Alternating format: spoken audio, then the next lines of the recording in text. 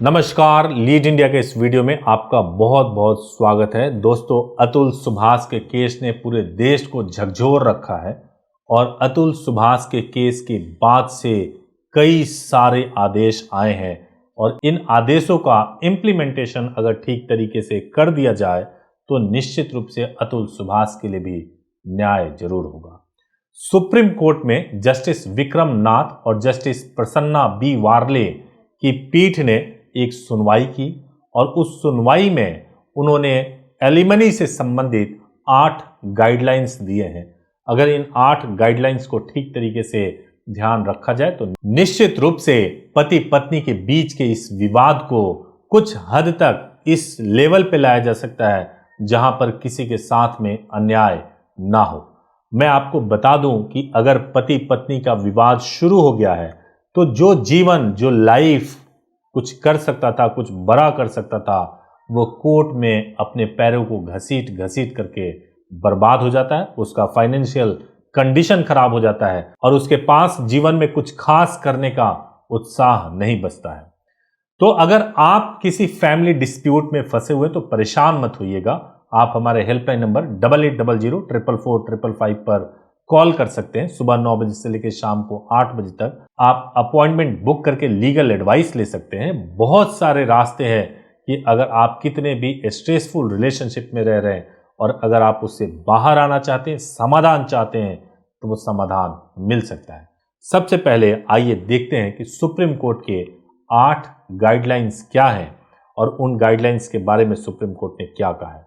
Supreme court जो सबसे पहले एक बात कहता है कि भाई किसी भी रिश्ते में जहां रहने की कोई गुंजाइश ही नहीं है, 10 साल से ज्यादा समय हो गया, दोनों अलग अलग रह रहे, तो 142 संविधान का आर्टिकल है, उसको इस्तेमाल करके रिश्ते को सुप्रीम कोर्ट सीधे सीधे समाप्त कर सकता है। और इस टिप्पणी के साथ में उन्होंने 8 गाइडलाइंस भी जारी किया है कि अगर फैमिली कोर्ट को एलिमनी डिसाइड करना है तो सबसे पहला पॉइंट सुप्रीम कोर्ट ने कहा, दोनों पक्षों का फाइनेंशियल स्टेटस मालूम करना चाहिए। जैसे जब कभी भी कोई डिस्प्यूट होता है तो वैसे भी फैमिली कोर्ट जो है आपका इनकम एफिडेविट फाइल करवाती है जिसमें आपके बैंक स्टेटमेंट और 3 साल का ITR मांगा जाता है। दूसरा गाइडलाइन कि जब भी एलिमनी और मेंटेनेंस डिसाइड कर रहे हैं तो पत्नी और बच्चों की उचित जरूरतों का ध्यान रखें। जो उचित जरूरत, उचित शब्द बहुत महत्वपूर्ण है। ये कोर्ट को डिसाइड करना, कुछ भी मनमाने तरीके से कुछ भी मांग रहे हैं ऐसे नहीं चलता। उचित, जो राइटफुल है उसका ध्यान रखें।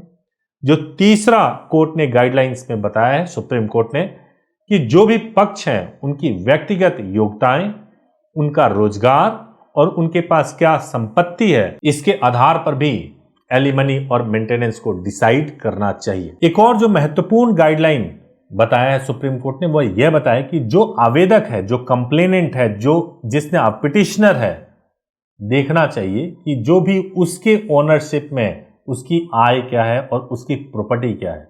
पिटिशनर जो भी है, यानी कि वाइफ हो या पति हो, उनकी अपनी संपत्ति को भी एसेस करना जरूरी है।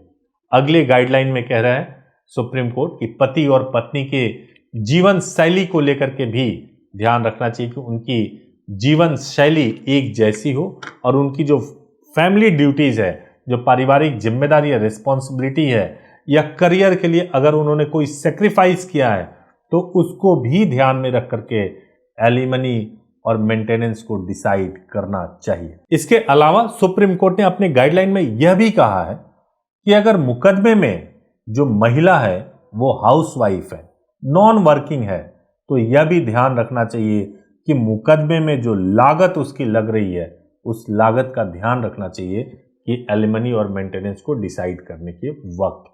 तो ये बहुत इंपॉर्टेंट गाइडलाइंस है। इस गाइडलाइन में एक आखिरी गाइडलाइन यह भी है कि जो हस्बैंड है उनकी इनकम, भरण पोषण की जिम्मेदारियां क्या है, किसी जैसे कि माँ बाप होते हैं और भी फैमिली में रिलेटिव्स होते हैं, उनकी जिम्मेदारियां या कोई लोन है तो वो भी देखना चाहिए और उसके आधार पे ही एलिमनी और मेंटेनेंस को डिसाइड करना चाहिए। तो ये बहुत ही 8 महत्वपूर्ण गाइडलाइन सुप्रीम कोर्ट के द्वारा आया है और अब ऐसा नहीं होगा कि भैया चाहे तुम कमाते हो या नहीं कमाते हो, भीख मांगो, चोरी करो, तुमको मेंटेनेंस देना ही पड़ेगा। अब ये नहीं होने वाला पतियों के साथ में। अगर ऐसा होता है तो आप जरूर अपनी आवाज उठाइए, आप ऊंचे कोर्ट तक जाइए, बड़े कोर्ट तक जाइए, आपको निश्चित रूप से न्याय मिलेगा। Thank you so much for watching this video. Thank you so much.